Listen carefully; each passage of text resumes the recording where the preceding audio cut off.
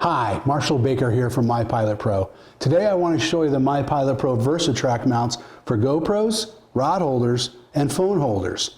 These mounts conveniently attach to the Versatrack system on your tracker boat without the need for any tools. We designed the Versatrack at the request of one of our bass fishing customers who wanted a way to attach his GoPro to his tracker boat. The mount body itself is made of thick aircraft aluminum with stainless steel hardware throughout the entire mount.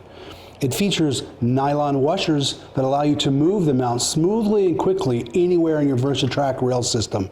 It also has neoprene washers throughout the mount that mitigate any vibration making its way to your camera. There are 3 different versions of the MyPilotPro Versatrack mount: the GoPro version, the rod holder version, and the phone holder version. Once you've inserted the mount into your boat's Versatrack rail system, moving the mount around is a breeze. Loosen up the 2 stainless steel wing nuts and simply move the mount where you want.